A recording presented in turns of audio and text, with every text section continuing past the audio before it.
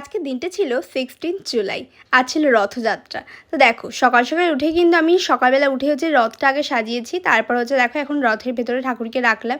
আজকে ছিল বৃহস্পতিবার, তার জন্য ঘটও পাততে হয়েছে। তারপরে সুন্দর করে ঠাকুরকে মালা পরিয়ে দিয়েছি, সমস্ত ঠাকুরকে পুজোটা আর কি সবার আগে কমপ্লিট করলাম। আজকে অনেকটাই বেশ সময় লাগলো এতটা কাজ করতে। তো ফাইনালি সমস্ত কিছু কমপ্লিট হয়ে গেছে, আর আমি তো স্নান টান করেই নিয়েছি সকাল সকাল। আর তারপরে দেখো সন্ধ্যেবেলা আমরা বেরোচ্ছিলাম রথের মেলায় যাব বলে। তো দেখো ভাই হচ্ছে একটুখানি অখুশি ছিল, কারণ ওর রথের মেলায় যাওয়ার ইচ্ছা ছিল না, ওর আসলে ভিড়ভাড়টা একদম ভালো লাগে না। আজকে আমরা টোটো করে এসেছিলাম তো রথের মেলায়, তো এখান থেকে পাঁপড় ভাজা নিয়েছিলাম প্রথমে, বাট পাঁপড় ভাজাটা ভীষণ বাজে ছিল। তারপরে ফাইনালি চলে এলাম রথের সামনে, রথের ঠাকুরের সামনে প্রণাম করতে যাচ্ছিলাম। এতটাই ভিড় ছিল যে যেতে অনেকটাই কষ্ট করতে হয়েছে। ফাইনালি কিন্তু ঠাকুরের দেখা পেয়ে গেলাম, তোমরাও একটু দর্শন করে নাও। দেখো ঠাকুরের দর্শন করা কমপ্লিট হয়ে গেলে আমরা চলে এলাম মেলা ঘুরতে। মেলার চারিপাশ দিয়ে প্রচুর দোকান হয়েছে, আর আজকে যেহেতু বৃষ্টিও হচ্ছে না, তার জন্য প্রচণ্ড ভিড়ও ছিল আজকে মেলাটায়।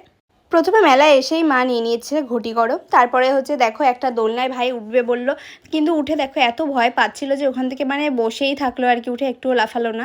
আর সব বাচ্চারা দেখো লাফাচ্ছিল, আর ওখানে বসে বসেই কাঁদলো। তার ফাইনালি ওকে নামিয়ে দেওয়া হলো আর কি, যেহেতু চড়তে পারলো না। তারপরে আমরা ঘুগনি খেয়েছিলাম, ঘুগনিটাও ভীষণ বাজে ছিল।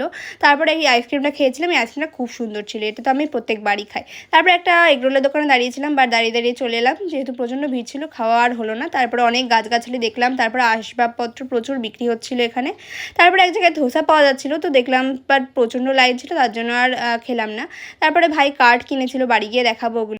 আর দেখো বাড়ি ফেরার পথে আর একটা জায়গায় কিন্তু রথ হচ্ছিল, তো সেটাই দেখছিলাম, তো আর দর্শনও করে নিলাম। তারপরে এক জায়গায় চপ পাওয়া যাচ্ছিল, তো চপ খেয়ে নিলাম সকলে মিলে, এটা ছিল চিংড়ির চপ। তারপরে একটা জায়গা থেকে আমার যেহেতু আজকে প্রচণ্ড মানে এগরোল খেতে ইচ্ছে করছিল, তার জন্য চলে এলাম এগরোলের দোকানে, এগরোল নিয়ে নিলাম। তারপরে একটুখানি মেডিসিন নেওয়ার ছিল, তো ওই মেডিসিনের দোকানে এসেছিলাম। তারপরে এগরোলটা খেতে খেতে চলে এলাম চিল আউটে। তো চিল আউটে আজকে আমরা ঠিক করেছি রাত্রেবেলা বিরিয়ানি খেয়ে একেবারে বাড়ি যাবো, তার জন্য আর কি বিরিয়ানি অর্ডার দেওয়া হয়েছে।